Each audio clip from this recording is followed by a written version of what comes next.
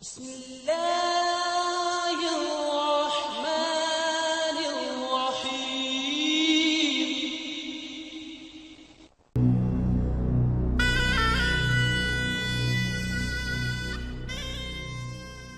السلام علیکم ورحمۃ اللہ وبرکاتہ۔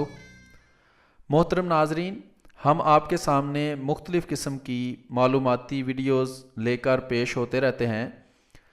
آج ہم آپ کے سامنے ایک ایسی ویڈیوز کی سیریز پیش کریں گے جس میں حضرت مسیح موعود علیہ الصلاۃ والسلام کے ذریعے جو کسر صلیب کا کام کیا گیا ہے، یعنی مسیحیوں کرسچنز کے جو جھوٹے اور باطل عقائد ہیں وہ پیش کیے گئے ہیں، اور ان کا ساتھ رد بھی پیش کیا گیا ہے۔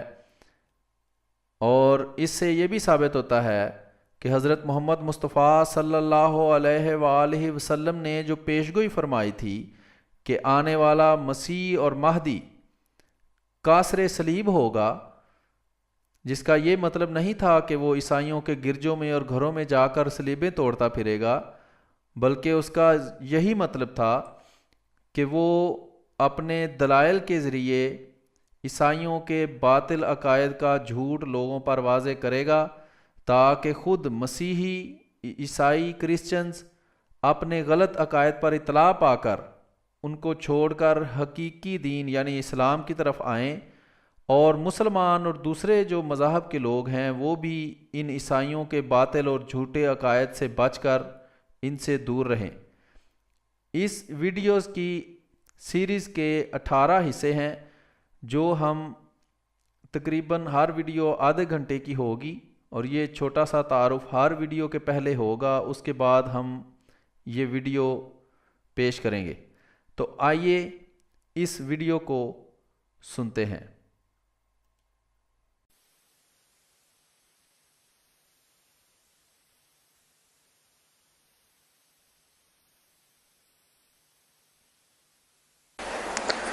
اعوذ باللہ من الشیطان الرجیم، بسم اللہ الرحمن الرحیم۔ حضرت مسیح ناستی علیہ السلام کا اصل پیغام۔ ان پروگراموں کے سلسلے کا 14واں پروگرام ہے۔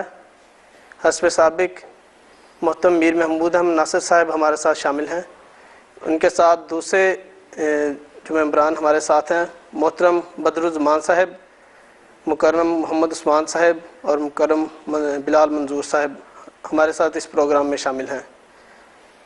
اب میں محترم میر صاحب سے سوال کرتا ہوں کہ محترم میر صاحب، ہمیں پچھلے پروگرام میں میر صاحب نے بتایا تھا کہ کس طرح 4 صدیوں میں جا کر نئے عہد نامہ کی موجودہ شکل کو کتاب مقدس تسلیم کیا گیا، اور یہ سراسر انسانی کوششوں کا نتیجہ تھا۔ اب ہم محترم میر صاحب سے پوچھنا چاہیں گے کہ نئے عہد نامہ کے جو بے شمار نسخے ملتے ہیں ان کی کچھ تفصیل میں بتائیں، اور یہ بھی کہ ان کے حوالے سے نئے عہد نامہ کے الہامی کام کی کیا حیثیت باقی رہ جاتی ہے۔ بسم اللہ الرحمن الرحیم۔ بہت ہی سوال جو آپ نے کیا ہے وہ اس کا جواب بھی کچھ لمبا ہے، اور سوال کچھ ایسا ہے جس کا جواب بیان کرنا بھی آسان نہیں ہے۔ بہرحال میں کوشش کرتا ہوں۔ سوال یہ ہے کہ نئے عہد نامے کے متعدد نسخے ملتے ہیں، ان کی کیا حیثیت ہے اور کیا مقام ہے ان کو۔ اس سے پہلے ایک مسلمان کے طور پر آپ یہ جانتے ہیں کہ آپ ایک کتاب اٹھاتے ہیں قرآن شریف اور کہتے ہیں یہ ہماری کتاب مقدس ہے۔ یہاں اٹھائیں، روس میں جا کر اٹھائیں، مصر میں اٹھائیں، ایران میں جو شیعوں کا ملک ہے اٹھائیں، ہر جگہ ایک کتاب آپ کو ملے گی جس کے متعلق ہر مسلمان یہ کہے گا کہ یہ ہے ہماری کتاب مقدس۔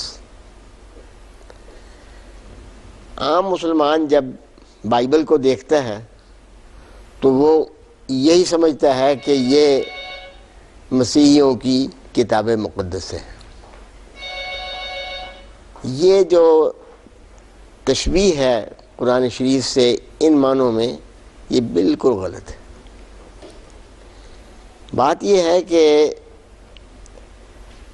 حضرت مسیح نے یہ کتاب جو آپ کے سامنے بائبل کے طور پر پیش کی جاتی ہے، خصوصاً نیا عہد نامہ، یہ تو نہ حضرت مسیح نے لکھی، نہ کبھی پڑھی، نہ کبھی دیکھی۔ یہ کتاب بالعموم یونانی زبان میں ہے، اور مسیح کی اپنی زبان جو تھی، جہاں تک ان کی مادری زبان کا تعلق ہے وہ آرامی تھی، جہاں تک ان کی مذہبی زبان کا تعلق ہے وہ عبرانی تھی۔ پرانا عہد نامہ جس کو وہ اپنی کتاب مقدس سمجھتے تھے وہ عبرانی زبان میں ہے، اور جو وہ زبان گھر میں بولتے تھے، جو ان کی مادری زبان تھی، وہ آرامی زبان تھی۔ جہاں تک نئے عہد نامے کا تعلق ہے جو آج ہمارے سامنے پیش کیا جاتا ہے، وہ سمجھا جاتا ہے کہ بالعموم یہ سمجھا جاتا ہے کہ وہ یونانی زبان میں ہے۔ وہ اس بارے میں بھی کچھ اختلاف عیسائی فرقوں میں پایا جاتا ہے۔ عام پروٹسٹنٹ عیسائی یہ کہتے ہیں کہ یہ کتاب مقدس یونانی میں لکھی گئی اور یونانی میں ہم تک پہنچی۔ جو پرانے رومن کیتھولک تھے وہ یہ عقیدہ رکھتے تھے، بالعموم یہ کہا کرتے تھے کہ نئے عہد نامے کی پہلی کتاب متی کی انجیل یہ عبرانی میں لکھی گئی تھی، لیکن پہنچی ہم تک یونانی ترجمے میں، اصل عبرانی ہم تک نہیں پہنچی۔ اور وہ فرقہ جو ایسٹرن آرتھوڈاکس چرچ کہلاتا ہے، وہ کہتا ہے کہ مسیح کی زبان آرامی تھی، اور ان کے حواری بھی آرامی زبان بولتے تھے، اس کی کیا ضرورت تھی کہ وہ یونانی میں لکھی جائے؟ اس لیے وہ آرامی میں لکھی گئی تھی اور آرامی میں ہم تک پہنچی ہے۔ لیکن یہ فرقہ کیونکہ اکثریت میں نہیں ہے، اس لیے عام طور پر عیسائی دنیا یہ کہتی ہے کہ یہ کتاب یونانی زبان میں لکھی گئی تھی اور ہم تک یونانی میں پہنچی ہے۔ لیکن کوئی یونانی نسخہ اس کا دوسرے یونانی نسخے سے نہیں ملتا۔ خصوصاً جو پرانے یونانی نسخے ہیں وہ بالکل ایک دوسرے سے سینکڑوں اختلافات رکھتے ہیں۔ اب جو آج نیا عہد نامہ ہمارے سامنے پیش کیا جاتا ہے، وہ چھاپنے والوں یا مرتب کرنے والوں یا چرچ کی کمیٹیوں نے ان نسخوں سے جو پرانے عہد نامے کے قلمی موجود تھے چھاپہ خانے کی ایجاد سے پہلے، ان سے مرتب کرتے ہیں، ان اختلافات میں یہ فیصلہ کرتے ہیں کہ ہم نے یہ لفظ اس مسودے سے مخطوطے سے لینا ہے، یہ لفظ اس مخطوطے سے لینا ہے، یہ فقرہ اس مخطوطے کا حذف کرنا ہے، یہ فقرہ اس مخطوطے کا حذف کرنا ہے۔ تو قرآن شریف پڑھنے والوں کو خیال بھی نہیں جاتا کہ بائبل نئے عہد نامے کی کیا حالت ہے۔ نیا عہد نامہ جو آج ہمارے آنکھوں کے سامنے پیش کیا جاتا ہے، ہمیں پڑھنے کے لیے دیا جاتا ہے، وہ سینکڑوں بلکہ ہزاروں قلمی نسخوں سے جو پرانے زمانہ میں لکھے گئے مرتب کیا جاتا ہے، اور مرتبین کی مرضی ہوتی ہے کہ وہ جس فقرے کو چاہیں لے لیں، جس فقرے کو چاہیں چھوڑ دیں۔ اس لیے اس دلیل کو، اس بات کو سمجھنے کے لیے ان نسخوں کا تعارف ضروری ہے جن سے آج کا نیا عہد نامہ مرتب کیا جاتا ہے۔ اور بالعموم پانچ قسم کے نسخے ہیں، پانچ قسم کے نسخے ہیں جن کی تعداد قریباً ہزاروں میں چلی جاتی ہے، جن سے آج کا نیا عہد نامہ مرتب کیا جاتا ہے۔ تو اس دلیل کو سمجھانے، بیان کرنے کے لیے میں چاہتا ہوں کہ ان نسخوں کا عمومی تعارف آپ کو کرا دوں۔ ان کا بیان تو بہت لمبا ذکر ہو جائے گا اور شاید پوری کتاب لکھی جا سکتی ہے اس کے اوپر، لیکن پہلے تو میں بتاتا ہوں کہ مختصراً کہ وہ 5 جماعتیں جن سے آج کا نیا عہد نامہ مرتب کیا جاتا ہے کون سی ہیں۔ سب سے پہلی جماعت جن سے آج کا جماعت سے مراد ہے کتابوں کا مجموعہ، کتابیں کی تعداد، جن سے آج کا نیا عہد نامہ مرتب کیا جاتا ہے، وہ 4 صدی مسیحی سے 10ویں صدی مسیحی تک وہ کتابیں ہیں جو بڑے یونانی حروف میں لکھی گئی تھیں۔ آج کل ہم انگریزی یا دوسری زبانیں چھوٹے حروف میں لکھتے ہیں، یونانی میں ایک دور تھا جب یہ بڑے حروف میں لکھی جاتی تھی، کیپٹل حروف میں لکھی جاتی تھی، اور وہ اس کا زمانہ ہے 4 صدی سے لے کر 10ویں صدی تک۔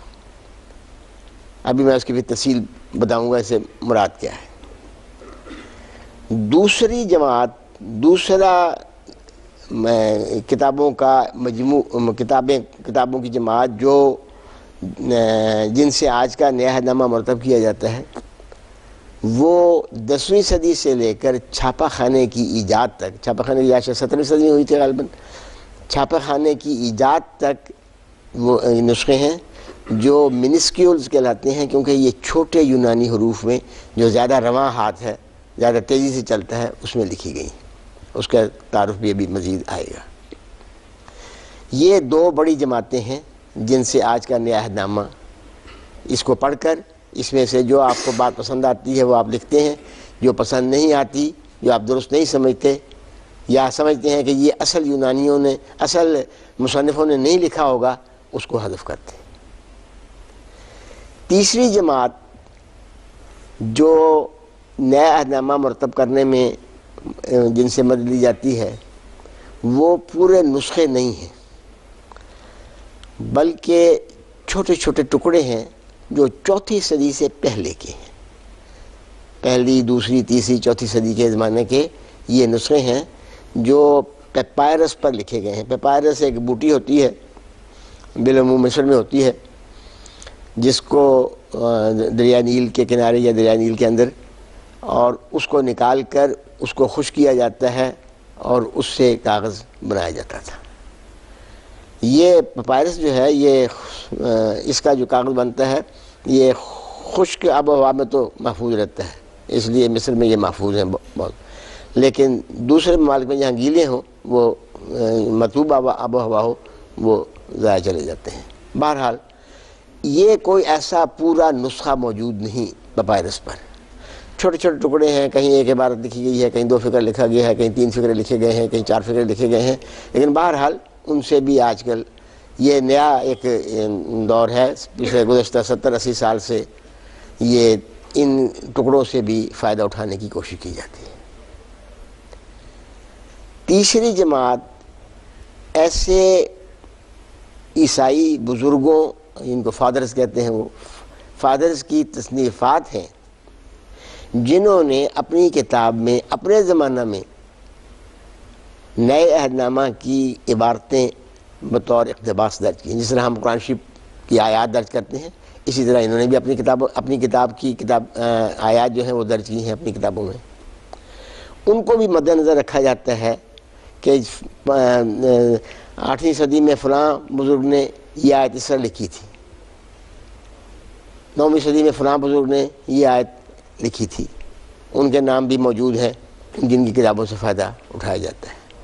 یہ ہو گئی چوتھی جماعت یا تیسری؟ پہلی جماعت ہے 4 صدی سے لے کر 10ویں صدی تک کے بڑے حروف میں لکھی ہوئی کتابیں، دوسری ہے 10ویں صدی سے لے کر چھاپہ خانے کی یاد تک چھوٹے حروف میں لکھی ہوئی، تیسری جماعت ہے پیپائرس پر لکھی ہوئی 4 صدی سے پہلے کے ٹکڑے ہیں، کوئی باقاعدہ نسخہ موجود نہیں ہے، اور چوتھی ہے پرانے عہد نامے میں کے نئے عہد نامے کے عیسائی بزرگوں نے اپنی کتابوں میں جو اقتباسات دی۔ ایک اور جماعت بھی ہے، 5ویں جماعت، پرانے نئے عہد نامے کے کسی زمانے میں ترجمے ہوئے ہیں اور وہ بھی کئی زبانوں میں ہوئے ہیں۔ عربی کے متعلق بحث ہے کہ کیا یہ رسول کریم صلی اللہ علیہ وسلم سے پہلے ترجمہ ہو گیا تھا کہ نہیں ہوا تھا۔ ورقہ بن نوفل کے متعلق ایک روایت بخاری میں آتی ہے، بہرحال اس کے متعلق بھی مشکل ہے کہ یہ فیصلہ کرنا کہ اسے ترجمہ مراد ہے یا عبرانی میں ہی وہ لکھا کرتے تھے یا اصل زبان میں لکھا کرتے تھے. بہرحال تو ایسے تراجم موجود ہیں جن سے فائدہ اٹھایا جاتا ہے. ترجمے سے پتہ لگ جاتا ہے کہ اصل مضمون یہ ہوگا. تو یہ 5 بڑی جماعتیں ہیں جس سے فائدہ اٹھایا جاتا ہے آج کی دنیا میں نیا عہدنامہ مرتب کرتے ہوئے.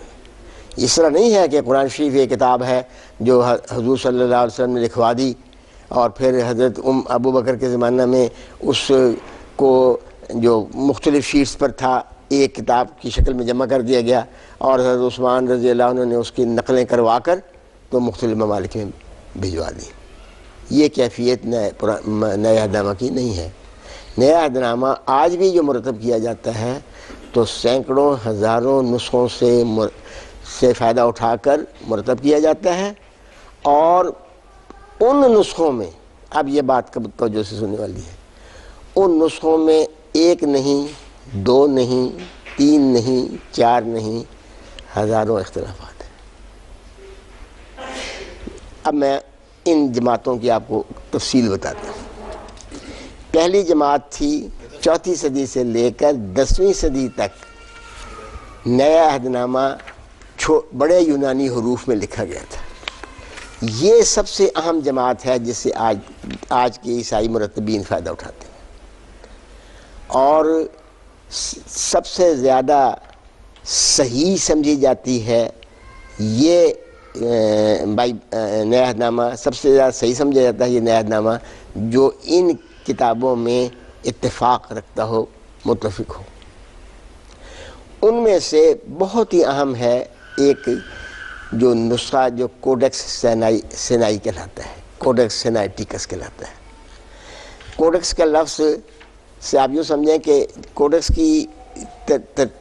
کے اختیار کرنے سے پہلے جو بائبل کے مسودات تھے وہ اس شکل میں تھے, اس طرح ان کو کہتے ہیں سکرول.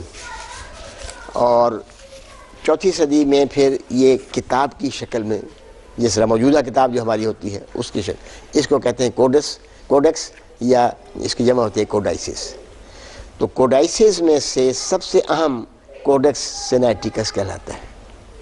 یہ مسودہ جو ہے اس کی متعلق بھی بڑی دلچسپ کہانی ہے اور کچھ بحثیں بھی ہیں. یہ نسخہ ایک خانقاہ ہے اس پہاڑ پر جو روایتاً طور پہاڑ کہلاتا ہے یا نہیں یہ ایک الگ بحث ہے. اس خانقاہ میں یہ نسخہ تھا. وہاں ایک سیاح گیا, جرمن سیاح تھا یا روسی سیاح تھا, ٹسچنڈورف اس کا نام تھا. وہ وہاں گیا پچھلی صدی میں اور وہاں جا کر اس نے ان کی کتابیں لائبریری دیکھی, کتابیں دیکھیں. تو انہوں نے, وہ کہتا ہے کہ مجھے ان راہبوں نے یہ نسخہ دیا تھا, یہ میں نے ان سے خریدا ہے. بعد میں اب راہب ان کے وہاں کے جو ہیں خانقاہ کے, وہ کہتے ہیں وہ چرا کر لے گیا تھا. بہرحال ٹسچنڈورف نے یہ نسخہ بادشاہ زار کو, روس کے بادشاہ زار کو جا کے دیا تحفہ. وہ اس کا سرپرست تھا اور پھر وہیں رہا روس میں. 1917 میں کے بعد جو انقلاب ہوا روس میں اور کمیونسٹ حکومت قائم ہوئی تو ان کو مالی ضروریات تھیں. انہوں نے یہ نسخہ بیچ دیا برٹش میوزیم کے پاس اور اب وہاں پر موجود ہے. میں نے بھی دیکھا ہے اس نسخے کو وہاں پر برٹش میوزیم میں, لندن کے برٹش میوزیم میں. تو یہ نسخہ کوڈیکس سینائٹیکس کہلاتا ہے کیونکہ سینا پہاڑ کے اوپر جو خانقاہ ہے وہاں سے ملا تھا. اور یہ نسخہ سب سے اہم سمجھا جاتا ہے آج کل کے بائبل کے مرتب کرنے والا. دوسرا نسخہ ہے جو کوڈیکس ویٹیکنس کہلاتا ہے. ویٹیکن آپ جانتے ہیں جو پوپ کی جو پیامگاہ ہے اور جو پوپ کا علاقہ ہے اس کو ویٹیکن کہتے ہیں. تو یہ مسودہ جو ہے یہ بھی بڑا اہم سمجھا جاتا ہے.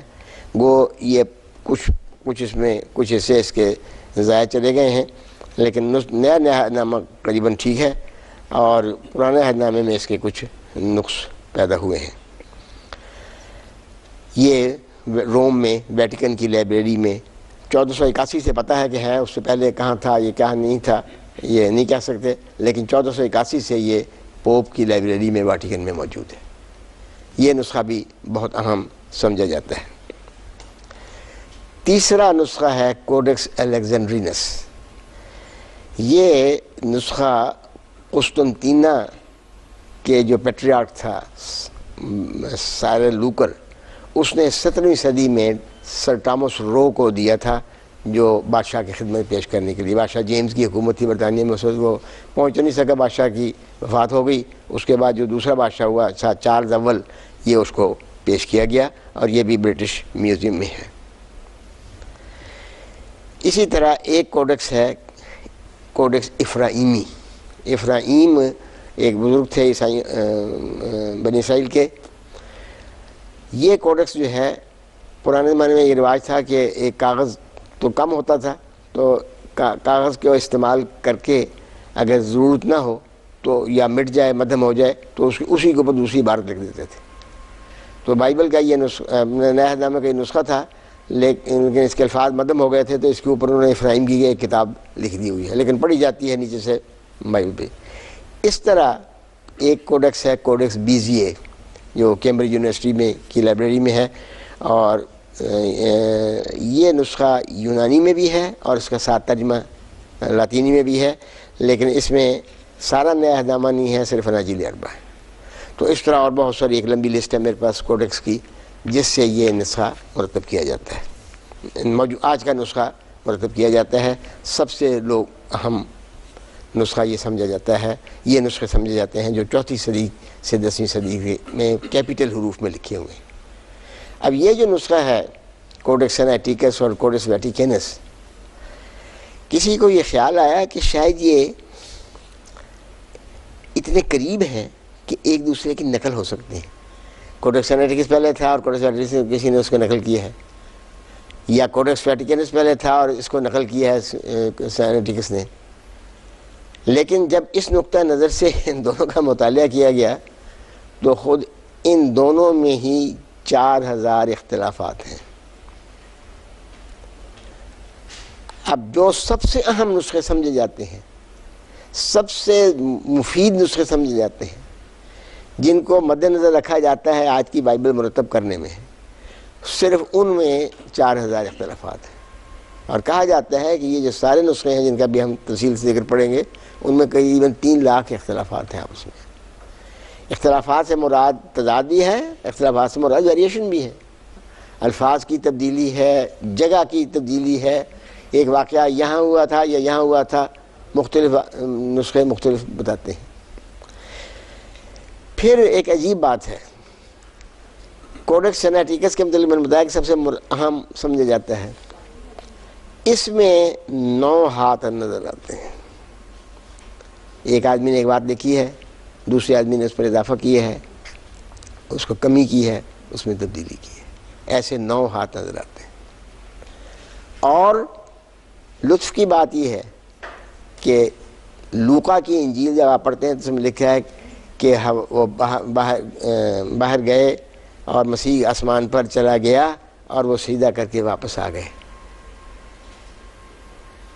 یہ اصل کوڈیکس میں نہیں ہے، یہ بعد کا ایک ہاتھ ہے جس نے لکھا ہے۔ اصل کتاب میں اتنا ہی تھا کہ وہ باہر چلے گئے اور مسیح ان سے الگ ہو گیا اور وہ واپس آ گئے۔ نہ سجدہ کرنے کا ذکر ہے، نہ آسمان پر جانے کا ذکر ہے۔ اب اس سے آپ اندازہ کر سکتے ہیں کہ کس طرح یہ بائبل اپنی مرضی کے مطابق لکھی جاتی ہے اور لوگوں نے اس میں تبدیلیاں کی ہیں۔ صرف کوڈیکس سینائٹیکس میں 9 ہاتھ نظر آتے ہیں۔ یہ تو تھی پہلی جماعت مسودات کی، مخطوطات کی، جو 4 صدی سے لے کر 10ویں صدی تک لکھے گئے ہیں، اور ان کی یہ بڑے حروف میں تحریر ہے اور سب سے اہم سمجھے جاتے ہیں نئے عہد نامے کے مرتب کرنے میں۔ دوسرا جماعت جو ہے نسخوں کی، وہ 10ویں صدی سے لے کر چھاپا خانے کی یاد تک ہے۔ اس وقت یونانی میں یہ رواج ہو گیا کہ بجائے بڑے حروف سے لکھنے کے چھوٹے حروف میں لکھیں، اور وہ رواں ہیں۔ اس میں بہت سارے آپس میں ملتے جلتے نسخے بھی ہیں، ان کو بھی مرتب کیا جاتا ہے، اور یہ چرچوں میں انگلش یورپ کے پڑے ہوئے تھے، تو جگہ جگہ یہ پڑے ہوئے ہیں اور جگہ جگہ موجود ہیں، اور ان کو مرتب ان سے فائدہ اٹھایا جاتا ہے آج کا نیا عہد نامہ مرتب کرنے میں، یہ سینکڑوں کی تعداد میں ہے۔ یہ تو ہوگی دو اہم جماعتیں جو نئے عہد نامے پر مشتمل ہیں یا نئے عہد نامہ کے کچھ حصوں پر مشتمل ہیں۔ تیسری جماعت تھی ان مصنفوں کی، عیسائی بزرگوں کی، جن کی کتابوں کی، جنہوں نے اپنے زمانہ میں نئے عہد نامہ کے عبارتیں بطور کوٹیشن کے اپنی کتابوں میں دی ہیں۔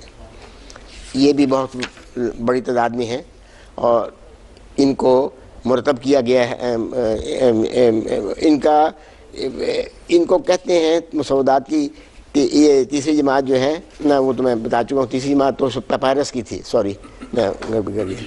یہ چھوٹے چھوٹے ٹکڑے ہیں پیپائرس کے، اور ان سے فائدہ اٹھایا جاتا ہے۔ پتہ لگ جاتا ہے بعد دفعہ کہ اچھا یہ عبارت جو ہے یہ متی کی ہوگی یا اس کی ہوگی، مرکز کی ہوگی۔ بہرحال یہ بھی بہت ساری میں ہیں اور ان کو فائدہ اٹھایا جاتا ہے۔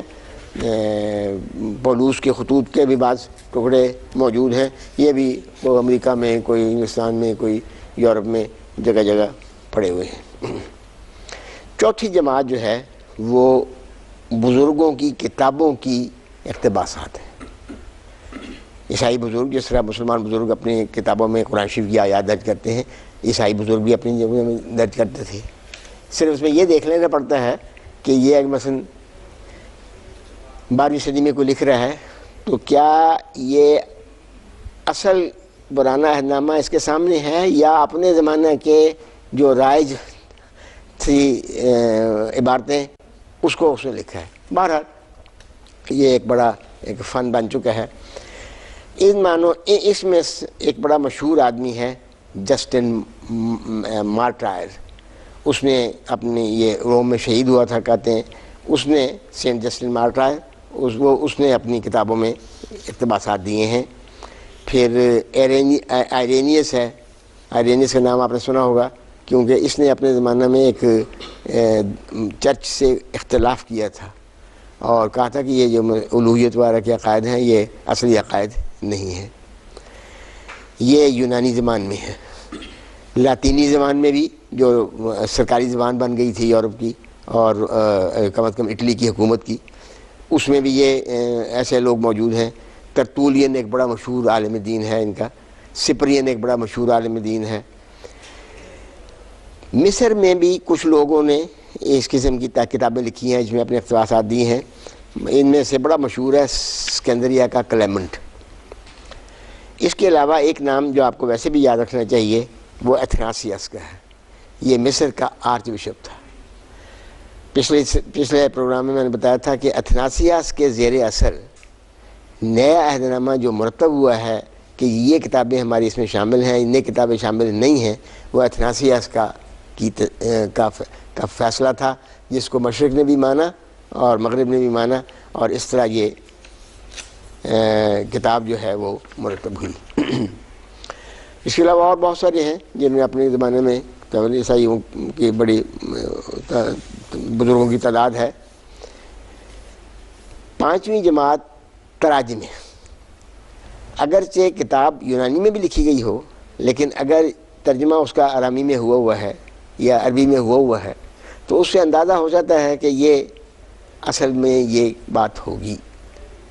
یہ بھی بہت ساری کتابیں ایسی موجود ہیں ترجموں کی۔ پرانے عہد نامہ کا ترجمہ کئی زبانوں میں ہوا ہے۔ سب سے اہم تو ترجمہ آرامی زبان میں ہوا ہے جو مسیح کی مادری زبان تھی۔ پھر اور یہ بھی کئی تراجم ہیں۔ لاطینی زبان میں نے کہا ہے کہ وہ ایک طرح کی سرکاری زبان بن گئی تھی، اس میں بھی تراجم ہوئے ہیں۔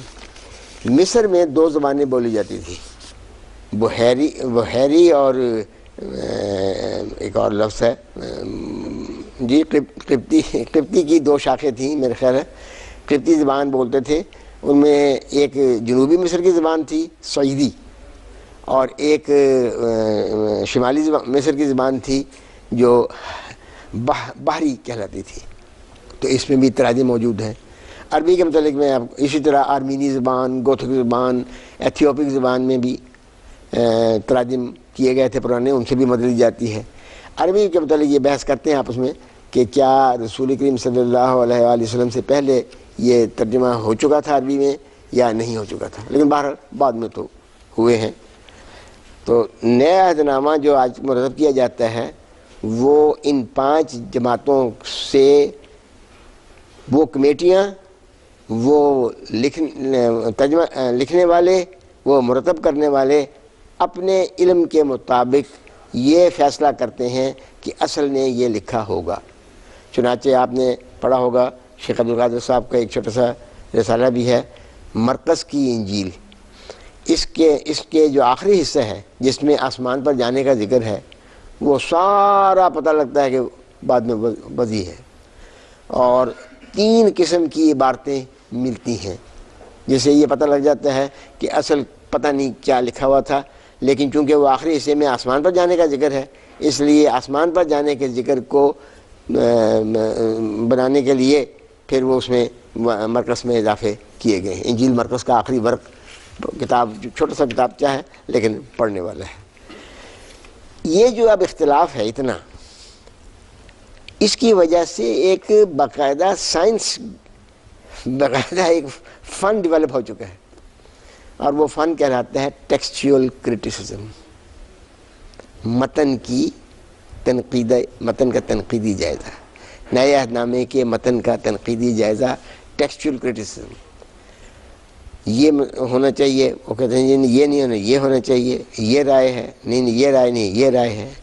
بہرحال اختلاف موجود ہے، اس پر بحثیں ہوتی ہیں، اور بڑی بات یہ ہے کہ خود پوپ کا فتویٰ اس حق میں موجود ہے کہ ٹیکسچول کرٹیسزم کے فن سے نئے عہد نامے کو مرتب کرنے میں فائدہ اٹھایا جا سکتا ہے۔ گویا اقرار کیا ہے کہ یہ جو نسخے ہیں ان میں اختلاف ہے، اور اختلاف میں سے کون سا صحیح ہے، کون سے غلط ہے، یہ جو فن ہے ٹیکسچول کرٹیسزم کا، اس سے فائدہ اٹھایا جا سکتا ہے۔